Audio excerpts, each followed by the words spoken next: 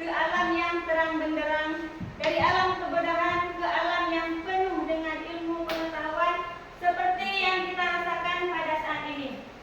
Yang saya hormati Kepala Sekolah SD Negeri Alubu, Bapak Suhaini SPD, yang kebetulan beliau hari ini berkenan untuk hadir bersama kita. Yang saya hormati Ibu-ibu guru SD Negeri Alubu, yang sudah sudi kiranya hadir pada hari ini guna untuk mengikuti acara diseminasi budaya positif di Sekolah SD Negeri Alubu. Baik, saya ucapkan sekali lagi terima kasih banyak atas waktu yang ibu-ibu luangkan untuk kami CGP Angkatan 11 ini. Baik, Bapak Ibu, masih semangat? Masih. Oke, baik. Alhamdulillah semuanya masih semangat. Berarti kita ice breaking dulu biar lebih semangat lagi. Oke, Bu-ibu? Oke. Kita ice breaking dulu. Ini saya kasih dulu padanya. Kalau saya sebutkan selamat pagi, itu ibu tepuknya 1 kali. Ya. Nah, kalau saya sebutkan selamat siang, tepuknya 2 kali. Nah, kalau selamat malam, tepuknya itu 3 kali. 3 kali. Oke, Bu-ibu? Oke. Kita tes. Mungkin lebih semangat, ibu bisa berdiri sebentar. Biar otot-ototnya.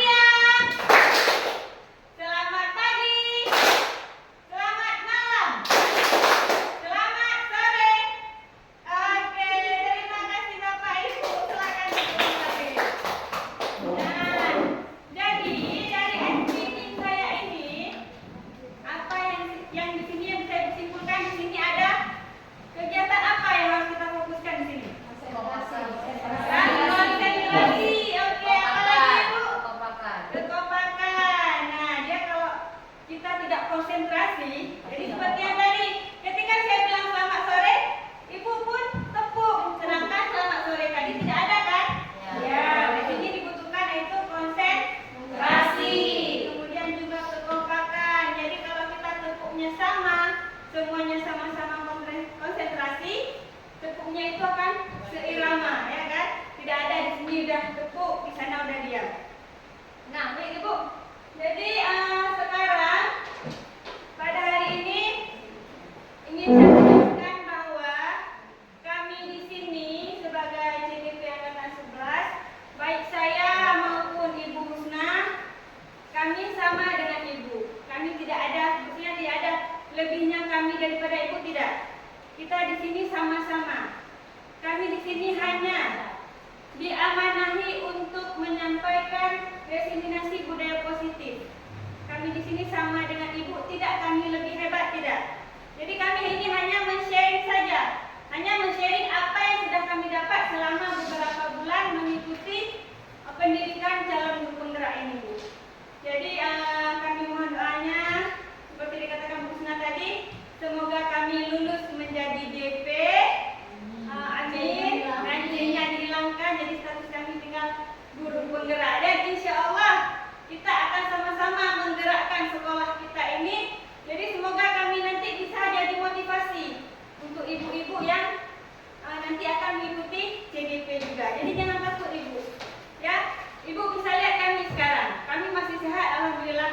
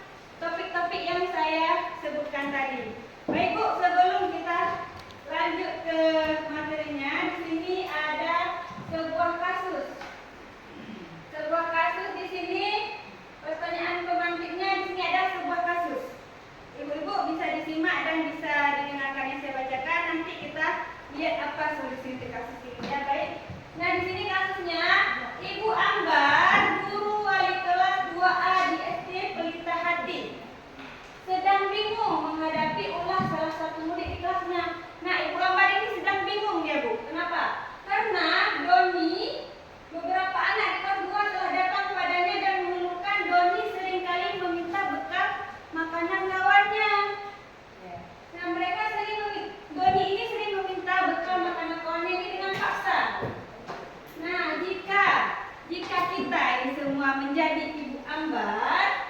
Nah, apa yang kira-kira akan kita lakukan dan menurut Bapak Ibu? Maaf ya, ini cuma Ibu. Menurut Ibu, kira-kira kenapa? Apa alasan Doni melakukan itu? Apa alasan Doni sering meminta paksa bekal makanan kawannya? Kira-kira apa Ibu? Karena lapar. Oke, apa lagi? Uang jajannya kurang. Mungkin Doni ingin lihat hebat. Oh iya Bu. Berarti tepat betul ya, betul sekali ya. Bisa jadi Doni merasa lapar karena mungkin bekalnya di rumah sedikit ya, kurang. Ataupun bisa jadi dia ingin dikatakan hebat karena kawannya tadi takut dengan Doni ini. Nah, baik Bu. Jadi Doni melakukan ini ada beberapa hal. Ada karena alasan beberapa hal Doni melakukan ini. Ini berarti Doni ini telah gagal dia untuk menemukan atau telah gagal menemukan apa tadi? 5 kebutuhan dasar ya. Dia telah gagal memenuhi kebutuhan dasar hidupnya. Makanya dia berbuat seperti ini karena setiap tindakan itu pasti ada sebabnya kenapa ya kan Bu.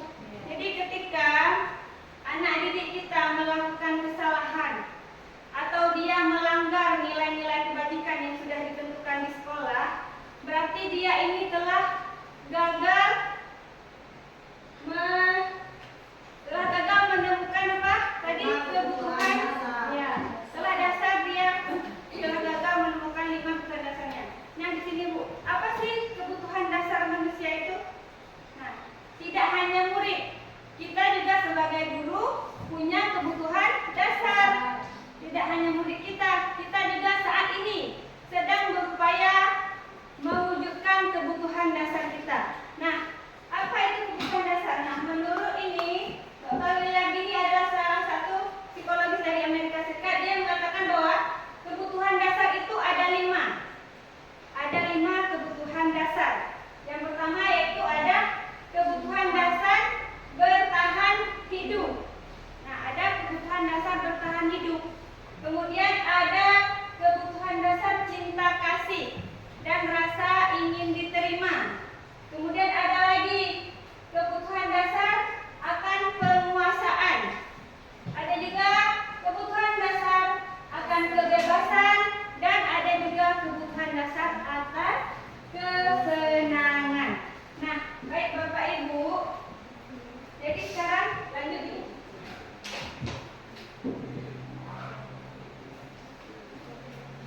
Nah, sekarang akan saya jelaskan satu persatu.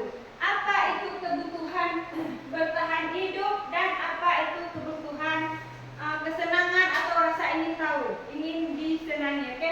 Yang pertama kebutuhan bertahan hidup.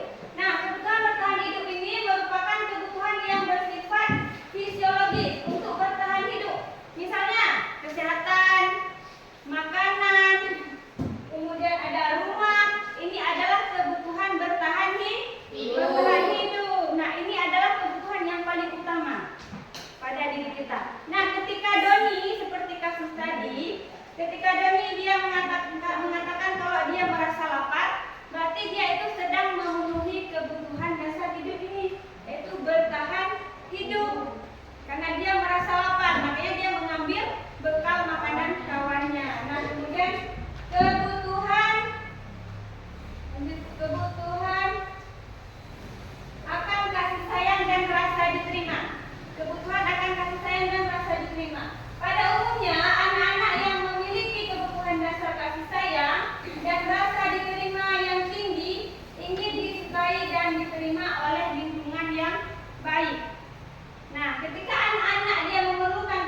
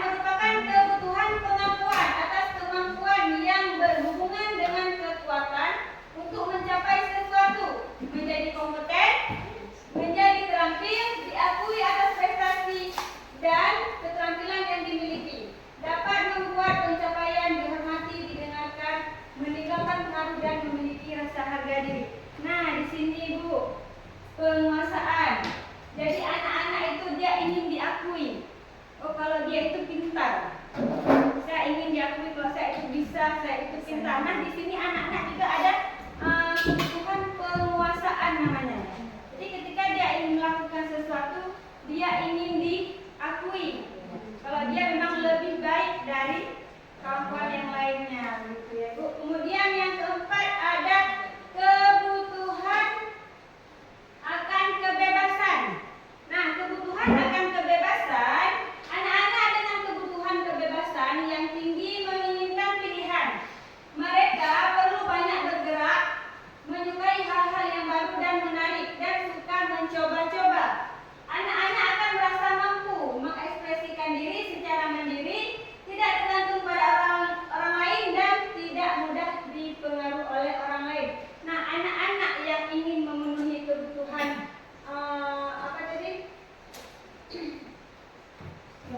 kebutuhan kebebasan ini, nah anak-anak ini sering kita jumpai Bu, sering kita jumpai di kelas. Di kelas kadang anak-anak ada yang merasa bosan dengan metode yang kita gunakan, kan ada. Nah, dia ingin bebas, dia ingin bisa memilih, saya mau belajar dengan metode apa. Oh Bu, hari ini kita belajar dengan ini aja Bu, hari ini kita belajar di luar Bu. Nah, anak-anak ini ingin merasakan kebebasan, itulah namanya dia ingin memenuhi kebutuhan kebebasan.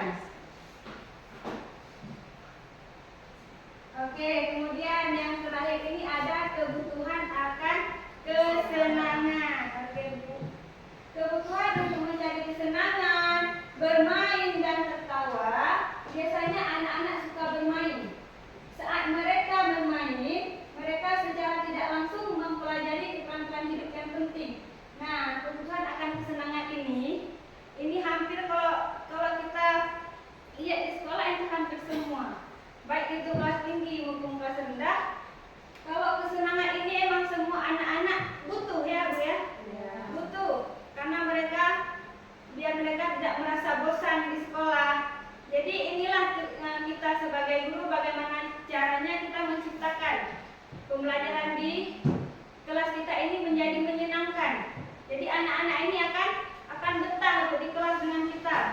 Jadi kalau kita hanya berpaku misalnya sama-sama dengan metode yang satu atau itu selalu yang kita gunakan, jadi mereka akan kehilangan kebutuhan kesenangannya.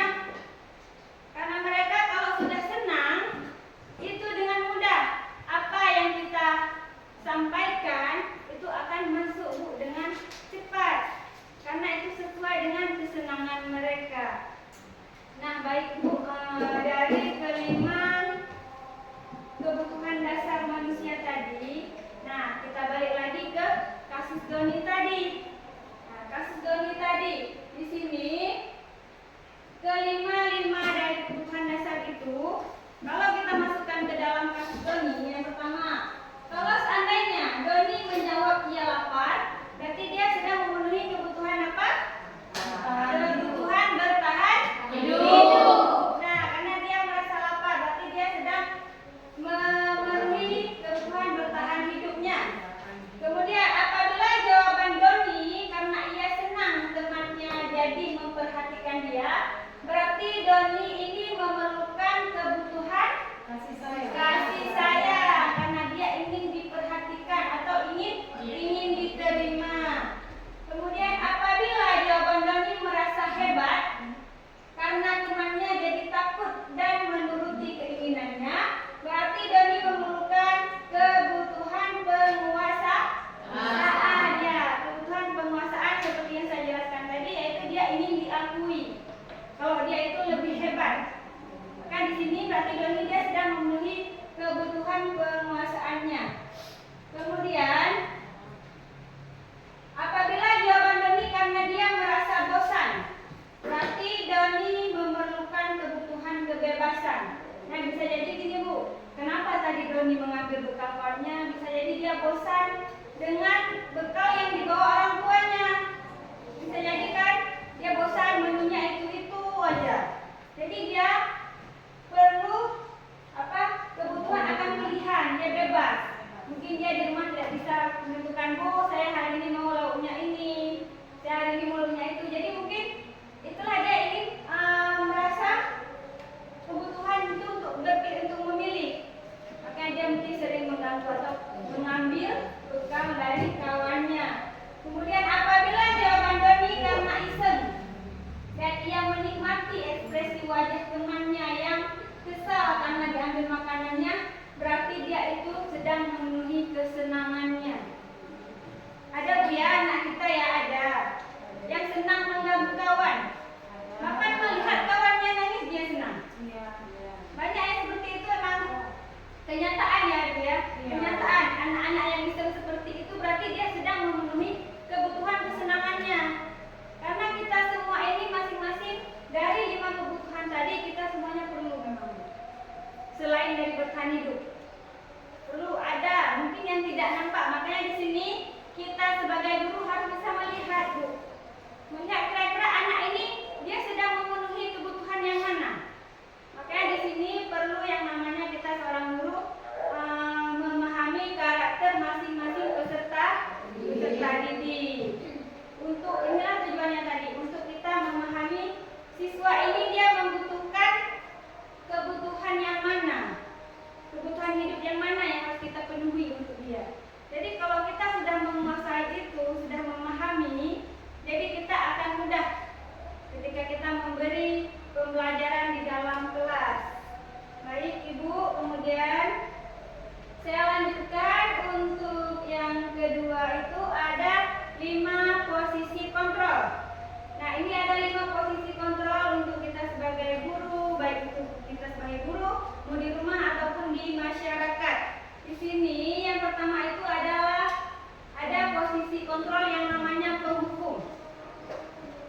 Ada posisi kontrol yang namanya pembuat merasa bersalah. Kemudian ada posisi kontrol teman, posisi kontrol pemantau, dan posisi kontrol manajer. Nah, baik Ibu, kira-kira apakah kita sudah pernah ada di 5 posisi kontrol ini? Sudah pernah Ibu, misalnya ketika ada kasus, kita ada di posisi kontrol yang mana ya? Apa yang kita akan lakukan ya? Nah, biasanya seperti apa? Ini akan saya kasih contoh video, mungkin ibu-ibu bisa simak videonya. Di sini ada semua posisi kontrol. Di dalam video ini ada semua posisi kontrol. Mungkin nanti dengan menonton video ini ibu bisa meresapi, oh saya di posisi kontrol ini ternyata selama ini. Gitu ya. Oke baik, Ibu kita nonton dulu video 5 posisi kontrol ini.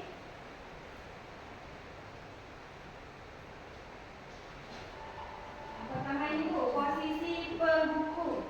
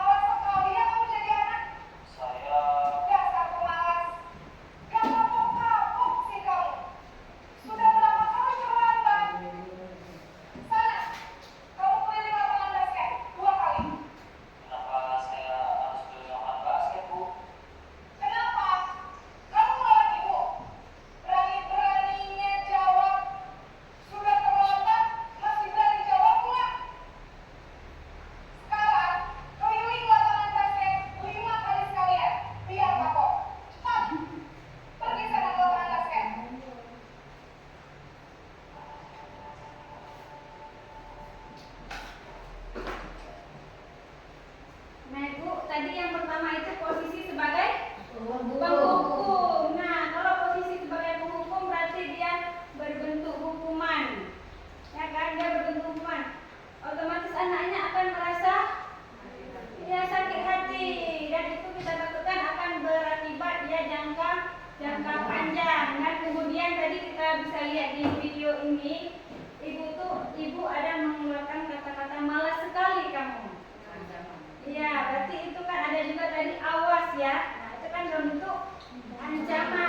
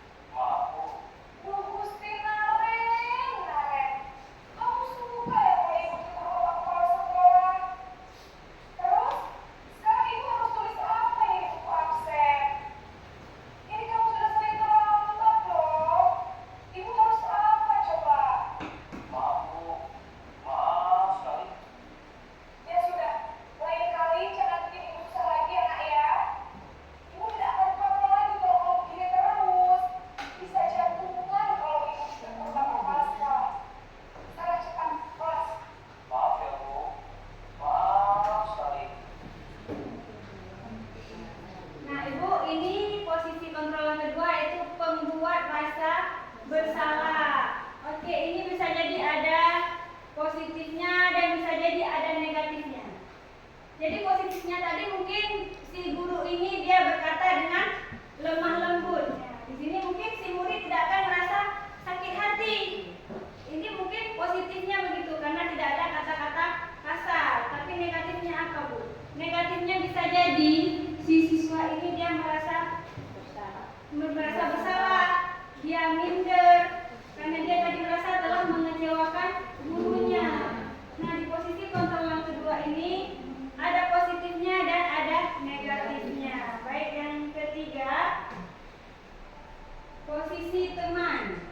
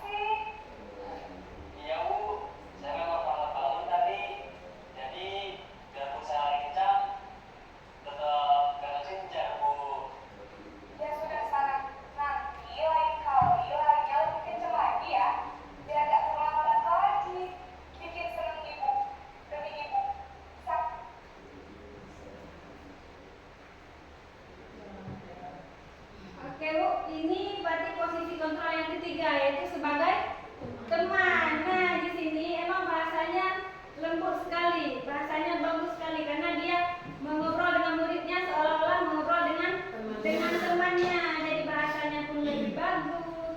Kemudian juga ada motivasi untuk si muridnya. Tapi di sini ada juga mungkin hal-hal negatif yang mungkin bisa jadi akan terjadi, Bu. Misalnya kalau dia sudah menganggap kita itu sebagai teman, bisa jadi nanti ada rasa tidak dihargai. Karena maksudnya begini, dia ini seperti teman. Jadi bisa jadi nanti menghargainya itu lebih berkurang karena dia sudah menganggap seperti teman tadi. Jadi untuk posisi kontrol sebagai teman ini ada positifnya juga sama seperti tadi dan ada juga negatifnya. Kemudian untuk posisi kontrol yang kelima, yang terakhir, keempat. Oke. Posisi kontrol yang selanjutnya yaitu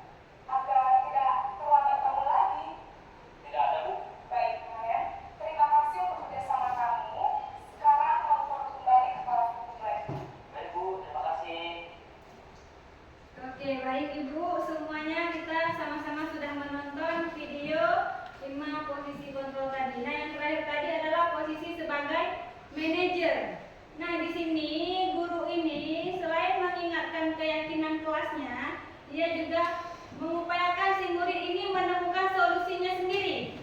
Solusinya sendiri dari masalah dia. Bukan kita yang mencari solusi, tapi solusinya dari siswa itu sendiri ya, Bapak Ibu. Nah, sekarang Ibu, jadi saya ingin meminta beberapa dari Ibu ya, setelah menonton video tadi, bisa Ibu tuliskan kira-kira posisi kontrol yang bagaimana yang nantinya yang akan efektif Ibu lakukan di kelas Ibu. Ibu ya, saya minta beberapa aja untuk dituliskan di kertasnya, saya bagikan. Ibu pilih saja posisi kontrol yang cocok untuk kelas Ibu atau untuk siswa Ibu nantinya.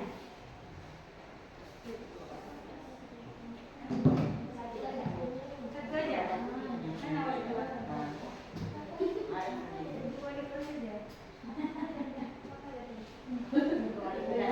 Penghukum, pembuat rasa bersalah, ada teman, pemantau dan manajer.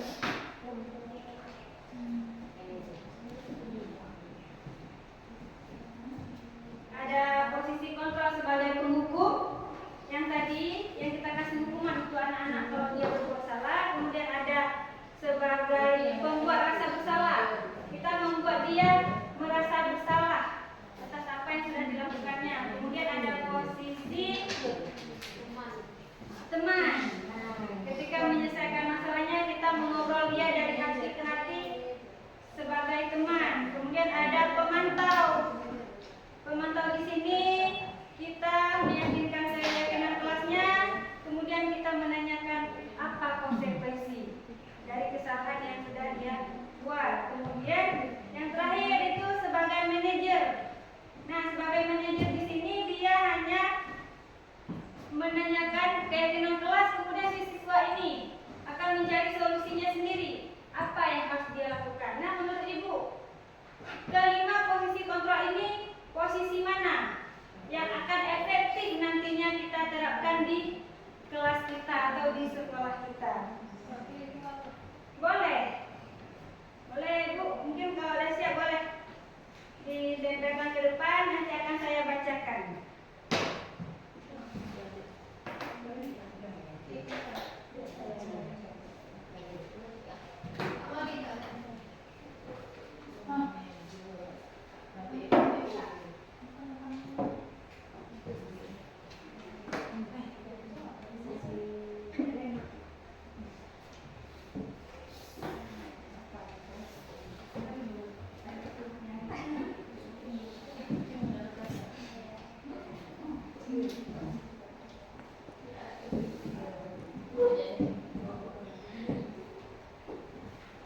Oke, baik Bu, ini sudah ada jawaban dari ibu-ibu semua. Di sini memang banyaknya memilih posisi manajer. Ya, posisi manajer baik untuk kita terapkan di sekolah kita karena siswa mampu mencari solusinya sendiri. Iya, betul sekali Bu. Jadi di sini juga yang lainnya juga banyak memilih manajer, ada juga yang memilih teman. Nah, ini dari keseluruhan banyak yang memilih manajer. Berarti kita sama-sama tahu bahwa posisi manajer itu adalah posisi yang nantinya akan sangat efektif ya Bu ya, setuju ya? Ya.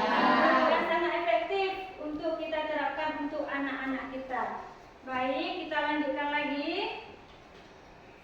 Oke, nah dari 5 posisi kontrol tadi di sini ada penghukum. Nah, dari video tadi sudah kita nonton, penghukum ini adalah seorang penghukum bisa menggunakan hukuman fisik atau verbal. Orang-orang yang menjalankan posisi penghukum senantiasa mengatakan bahwa sekolah memerlukan sistem atau alat yang dapat lebih menekankan murid. Guru seperti ini senantiasa percaya hanya ada satu cara agar pembelajaran bisa berhasil, yaitu cara dia. Nah, kalau kita lihat ini Bu, kalau penghukum mungkin si guru ini terlihat sedikit kejam ya.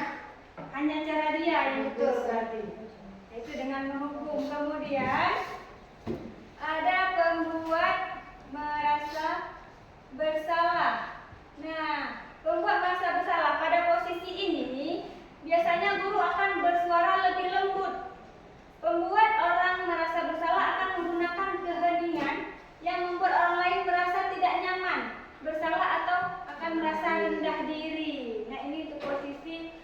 membuat orang merasa bersalah. Di posisi ini murid akan memiliki penilaian diri yang buruk tentang diri mereka. Murid merasa tidak berharga dan telah mengecewakan orang-orang di sekelilingnya. Ini untuk posisi membuat orang merasa bersalah. Kemudian untuk posisi teman. Nah, siswa yang berada di posisi teman ini, untuk posisi teman, guru pada posisi ini tidak akan menyakiti murid, namun akan tetap berupaya mengontrol murid melalui persuasi. Posisi teman pada guru bisa negatif ataupun positif. Nah, seperti yang saya katakan tadi, dia bisa jadi akan berakibat positif dan negatif. Positif di sini berupa hubungan baik yang terjadi antara guru dan murid. Nah, itu posisi positifnya. Jadi kita dengan murid itu akan berhubungan baik. Itu untuk yang positif. Kemudian untuk guru di posisi teman menggunakan hubungan baik dan humor untuk mempengaruhi seseorang. Nah, tapi kalau untuk yang negatifnya tadi seperti apa? Bisa jadi karena dia saking merasa dekatnya dengan kita, mungkin akan sedikit kurang menghargai, ya begitu. Kemudian posisi pemantau, manajer. Oke, posisi manajer. Posisi terakhir manajer adalah posisi mentor, di mana guru berbuat sesuatu bersama dengan murid, mempersilahkan murid, mempertanggungjawabkan perilakunya, mendukung murid agar dapat menemukan solusi atas permasalahannya sendiri. Nah, untuk di posisi terakhir ini yaitu manajer. Nah, di sini adalah posisi di mana guru ini akan mengarahkan siswa untuk menemukan solusi dari masalah yang dia hadapi. Misalnya di sini ada saya lakukan. Nah, sekarang coba Pak Guru renungkan selama ini di posisi manakah kita? Nah, tadi sudah dijelaskan bahwa mungkin selama ini kita ada di posisi penghukum, atau mungkin ada juga sebagian yang ada di posisi teman. Nah, mungkin dengan menonton video tadi atau dengan mendengarkan sedikit sharing saya hari ini, mungkin Ibu bisa menerapkan nanti untuk lebih baik kira-kira posisi kontrol mana yang cocok untuk kita gunakan bersama-sama, dengan tujuan nanti anak-anak tidak merasa sakit hati dengan kita. Baik Ibu, kita lanjut lagi. Nah, seterusnya itu tentang segitiga restitusi. Nah, segitiga restitusi. Nah, di sini ada ciri-ciri restitusi. Coba, Ibu, mundur satu.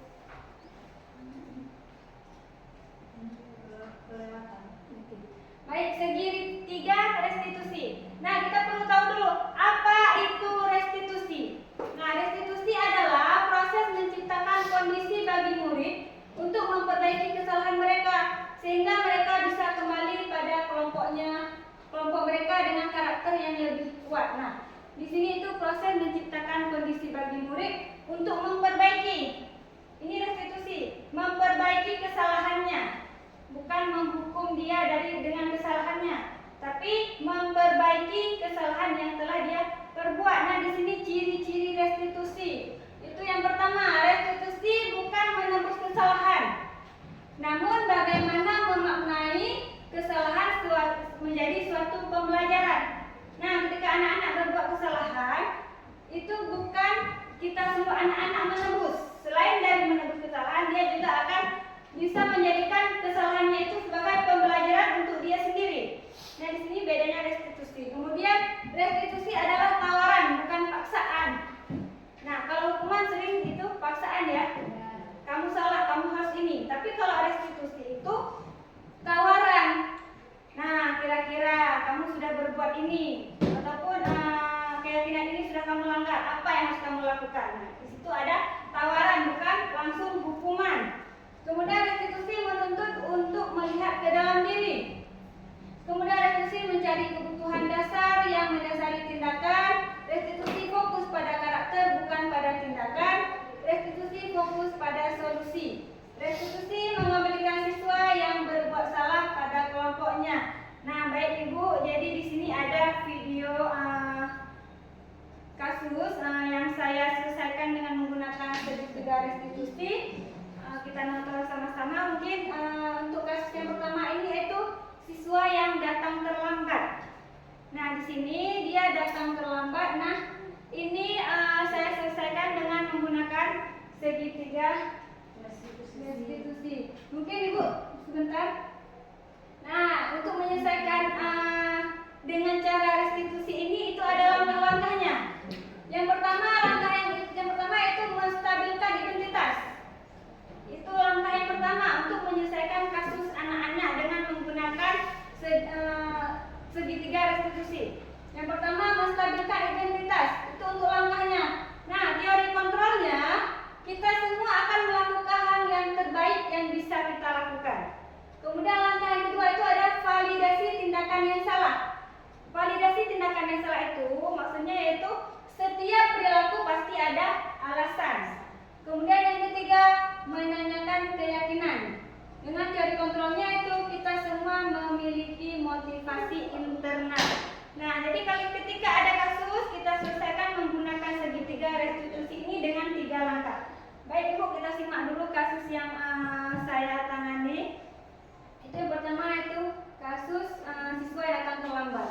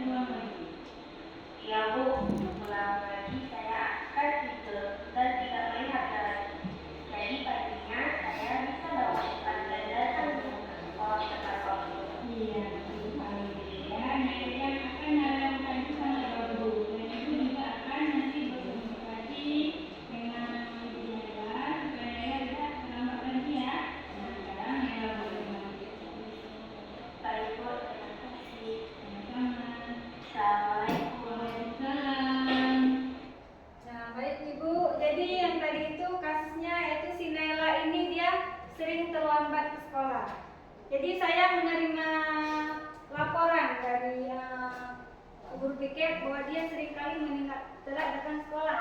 Nah, jadi ketika menyelesaikan sebuah kasus dengan menggunakan segitiga restitusi itu, yang pertama yaitu yang kita lakukan menanyakan kabarnya terlebih dahulu, kemudian menanyakan alasan dibalik keterlambatannya tadi.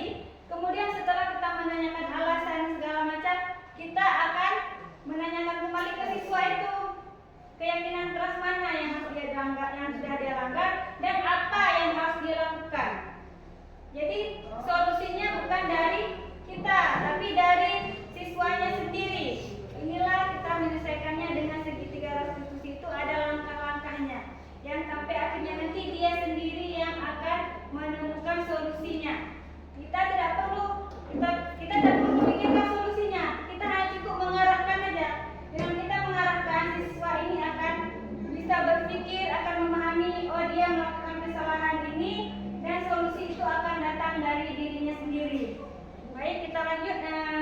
yang kedua ini siswa yang ketahuan makan saat jam pelajaran.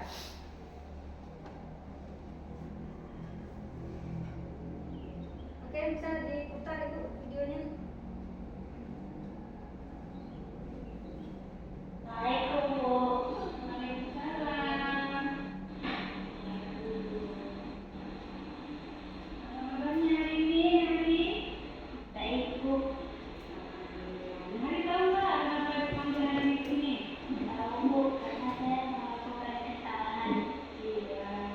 Melakukan kesalahan tidak apa-apa, Nak, ya. Wajar, karena manusia juga melakukan kesalahan. Cuma sekarang coba dikatakan Ibu, kesalahan apa yang saya lakukan? Kenapa nyari makan saja belajar? Karena saya waktu Bu tidak sempat secara rumah dan bangun juga kesiangan. Kenapa bisa bangun kesiangan? Karena dari awal saya berpeluang untuk mengerjakan tugas yang lain. Oh begitu ceritanya. Wajar kalau hari sampai sekolah makan dan sedikit waktu makan di dalam kelas. Akan tetapi kita tidak membuat keyakinan kelas kan? Apakah yang hari lakukan itu sudah sesuai dengan keyakinan kelas kita? Tidak, Bu, karena saya sudah melanggar keyakinan kelas. Mari, keyakinan kelas yang mana yang sudah hari langgar? Ya, makan saat jam pelajaran di kelas. Iya, betul sekali. Nah, kira-kira ini untuk kedepannya apa yang akan Anda lakukan supaya tidak melanggar lagi peraturan ini? Saya minta maaf, Bu, saya tidak melakukannya lagi. Saya akan berusaha tidur lebih awal dan bangun lebih pagi agar bisa sarapan di rumah. Iya, betul sekali. Tindakan yang akan Anda lakukan ke depan itu sangat tepat sekali. Ya, jadi kita sebelum berangkat ke sekolah itu utamakan dulu sarapan sebelum sekolah. Kenapa? Karena nanti di jam pelajaran akan lebih fokus karena tubuh kita sudah merasa kenyang, ya. Nah, sekarang mari boleh kembali ke sekolah. Sama. Assalamualaikum. Baik Ibu, berarti sudah 2 kasus saya tampilkan tadi. Yang kedua itu adalah kasusnya siswa ini ketahuan makan di dalam kelas. Nah, kalau Ibu pribadi ini, kalau menurut Ibu, anak Ibu misalnya makan di kelas, kira-kira Ibu apa yang akan Ibu lakukan? Apa? Kira-kira akan diselesaikan di mana itu kasus? Apa langsung diselesaikan di kelas atau kita panggil pribadi ke kantor untuk menjumpai kita? Kira-kira gimana Ibu? Pribadi ya, mungkin akan lebih baik kita panggil secara pribadi untuk menemui kita. Untuk apa kita lakukan secara pribadi? Biar tidak, oke, biar dia tidak merasa malu ya, karena anak-anak ini kalau kita tegur di dalam kawan-kawannya, dia akan merasa malu. Nah, emang akan lebih baik ketika ada siswa yang ada bermasalah, ada kasus di kelas, akan lebih baik kita selesaikan secara pribadi dengan anak-anak di luar kelas, yaitu bisa kita gunakan langkah segitiga restitusi. Yang pertama, kita panggil dia, kemudian kita berbahasa yang baik ya Ibu ya. Walaupun mungkin sudah geram dengan tingkah lakunya, tapi tetap harus berbahasa yang baik. Iya, dengan lembut. Kita harus tanya kabarnya dulu, bagaimana kabarnya hari ini. Kemudian kita tanyakan, tahu tidak kenapa Ibu panggil ke sini? Jadi jangan langsung masuk kamu, saya panggil ke sini karena kamu gini-gini. Tidak. Tapi kita tanyakan, tahu tidak kenapa Ibu panggil kamu ke sini? Nah, anak-anak ini mungkin akan menyadarkan diri, dia akan sadar. Oh, saya dipanggil Ibu karena tadi saya makan di kelas. Jadi dia kesalahan itu akan disampaikan sendiri. Maaf Bu, tadi saya makan di kelas. Nah, setelah dia mengakui kesalahannya, kemudian kita tanya lagi keyakinan. Karena seperti yang dijelaskan di pertama tadi, kita ada keyakinan kelas. Nah, keyakinan kelas itu sudah kita buat bersama dengan anak-anak. Jadi kalau mereka sudah setuju dengan keyakinan yang kelas yang kita buat, otomatis ketika mereka melanggar, mereka juga akan setuju dengan konsekuensinya. Ya, bukan hukuman tapi konsekuensinya. Jadi setelah kita tanya keyakinan mana yang sudah dia langgar, dia akan menyampaikan sendiri. oh keyakinan ini Bu sudah saya langgar, saya sudah langgar keyakinan disiplin. Nah, berarti setelah dia sampaikan keyakinan yang sudah dia langgar, kemudian baru kita tanya solusi. Solusi kita tanya ke siswanya, bukan dari kita, tapi ke siswanya kita tanya solusi. Jadi anak-anak ini akan tahu solusi untuk masalah dia sendiri. Baik Ibu,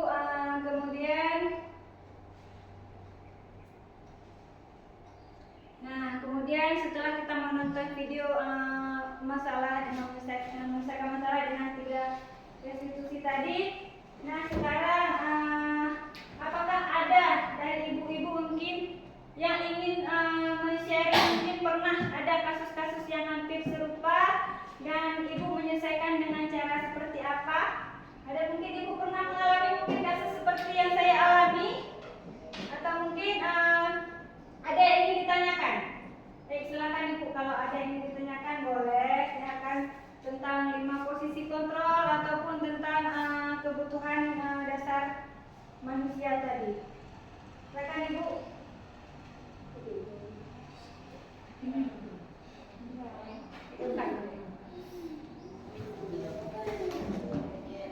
Oke, baik ibu, apa ada yang ingin bertanya? Saya Bu. Oh, baik, silakan ibu Ulfa. Jadi Bu, dari 5 kontrol yang sudah Ibu jelaskan tadi ini, menurut Ibu posisi kontrol yang mana yang lebih efektif untuk kita praktekkan untuk siswa kita ini? Oke, baik, terima kasih Bu Ulfa atas pertanyaannya. Nah, dari 5 posisi kontrol tadi, ada di situ penghukum, kemudian ada pembuat merasa bersalah, teman, pemantau, dan manajer. Nah, kalau menurut saya, posisi kontrol yang paling tepat untuk kita lakukan di kelas ataupun di sekolah yaitu sebagai manajer. Nah, manajer di sini selain kita juga bisa mengontrol murid ini, kita juga bisa membuat si anak ini memahami apa kesalahan dia, apa yang sudah dilanggar dia, dan kemudian sampai akhirnya si siswa ini menemukan sendiri solusinya. Jadi bukan kita yang harus membuat solusinya. Oh, kamu sudah terlambat, solusi kamu harus begini, tapi tidak. Tapi di posisi manajer ini kita hanya mengarahkan siswa ini untuk menemukan solusinya sendiri. Kamu hari ini sudah terlambat. Apa yang sudah kamu lakukan, kenapa bisa terlambat? Kemudian apa yang akan kamu lakukan supaya tidak terlambat?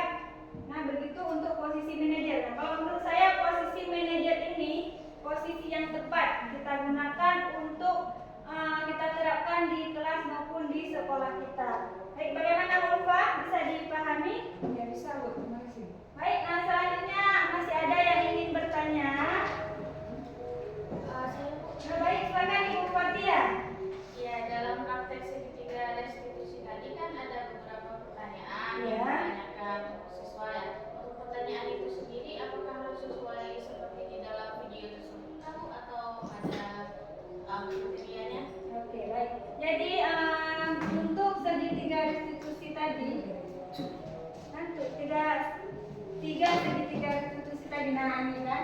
Jadi segitiga restitusi ini kan ada langkah-langkahnya. Nah, ketika kita ingin menyelesaikan sebuah kasus dengan anak-anak, itu untuk bahasanya mungkin kita sesuaikan dengan anak-anaknya. Yang penting langkah-langkah ini itu kita jalankan langkahnya. Yang pertama ada langkahnya menstabilkan identitas. Nah, ini artinya di sini menstabilkan identitas. Ketika kita mendatangkan anak-anak bermasalah tadi, kita tanya dulu kabarnya, tidak langsung menyalahkan kamu sudah salah, tidak, tapi kita tanyakan dulu kabarnya.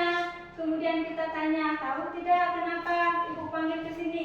Itu untuk bahasanya, itu bisa kita sesuaikan dengan muridnya. Yang penting langkah-langkah ini sudah sesuai kita terapkan. Setelah kita tanyakan apakah dia tahu kesalahannya sehingga kita panggil ke kantor. Kemudian ada di sini validasi tindakan yang salah. Nah, validasi tindakan yang salah ini yaitu semua perilaku memiliki alasan. Nah, kita tanyakan kepada siswa alasan dia. Kenapa kamu bisa telat?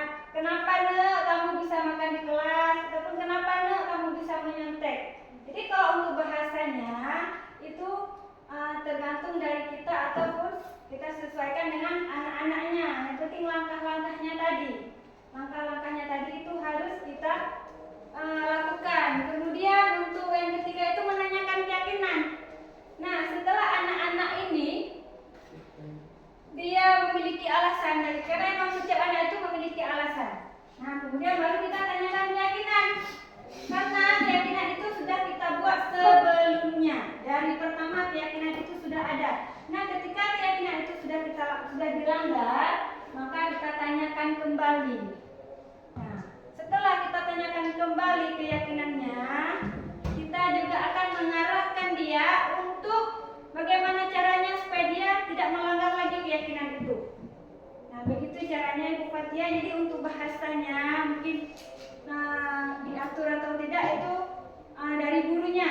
Kita sesuaikan dengan kondisi anaknya juga. Jangan nanti anaknya mungkin agak sedikit lemah lembut, kita kasar, kita dengan berbahasa yang kasar atau besar, anak-anak itu mungkin nanti nangis atau apa. Jadi itu kita sesuaikan. Yang penting langkah-langkahnya itu kita lakukan, yaitu 3 langkah. Baik, ada lagi? Baik, saya rasa mungkin untuk ketiga topik yang sudah saya bahas tadi bisa saya simpulkan bahwa 5 posisi kontrol ataupun 5 posisi kontrol.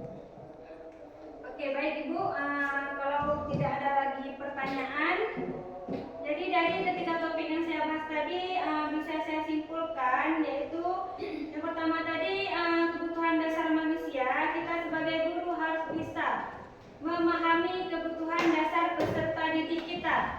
Gunanya untuk apa? Untuk kita bisa menerapkan pembelajaran yang nantinya bisa diterima oleh anak-anak didik kita. Karena kalau kita tidak bisa memahami kebutuhan dasarnya, jadi itu tidak akan masuk ke dalam memori anak-anaknya. Jadi kalau untuk menggunakan metode pembelajaran pun kita harus memahami karakter-karakter anak kita terlebih dahulu. Kemudian untuk 5 posisi kontrol tadi, nah untuk segitiga restitusi, nah sebelumnya yang harus kita lakukan dulu itu yaitu keyakinan kelas itu tetap diutamakan Ibu. Keyakinan kelas itu tetap diutamakan karena kenapa? Karena ketika ada kasus nanti kita selesaikan dengan segitiga restitusi itu akan nyambung ataupun anak-anak sudah sadar sendiri. Tapi kalau keyakinan kelas pun tidak ada, ketika dia membuat kesalahan, dia akan merasa biasa saja. Kenapa dia merasa biasa saja? Karena tidak ada keyakinan apa-apa di kelas kami. Kami bebas. Jadi kami boleh saja kami makan di kelas, boleh saja kami menyontek, atau boleh saja kami datang terlambat. Nah, makanya kita perlu yang namanya itu membuat keyakinan kelas. Agar apa? Agar nanti ketika ada kasus, ada masalah di dalam kelas, anak-anak itu dengan sendirinya sadar bahwa dia sudah melanggar keyakinan kelasnya. Jadi untuk kita terapkan 3 restitusi tadi pun dia itu akan semakin mudah. Ya, Bapak Ibu. Baik, kemudian untuk 5 posisi kontrol tadi. Nah, di sini juga bisa kita simpulkan sama-sama. Yang tadi juga semuanya sudah setuju bahwa posisi kontrol yang sangat baik untuk kita itu posisi manajer. Ya, betul sekali. Posisi manajer adalah posisi yang sangat tepat dan efektif untuk kita lakukan. Mungkin lebih baik posisi penghukum itu kita hindari, Ibu-ibu. Ya, yang mungkin sebelumnya kita sering menggunakan posisi penghukum, mungkin untuk kedepannya kita sama-sama perbaiki lagi. Untuk penghukum itu kalau bisa tidak kita lakukan. Takutnya nanti akan membekas ke anak-anak kita sampai dia mungkin tidak ingat dengan materi kita. Tapi kalau kita menghukum, dia akan lebih ingat ke hukuman kita. Kehukuman kita bukan ke materi, tapi kehukuman kita yang dia akan lebih ingat. Jadi untuk 5 posisi kontrol kita sama-sama setuju bahwa posisi manajer lah posisi yang sangat baik untuk kita terapkan bersama. Baik Bapak Ibu, untuk hari ini terima kasih sudah ikut berpartisipasi dalam acara diseminasi budaya positif ini. Saya ucapkan saya akhiri. Wabillahi taufiq wal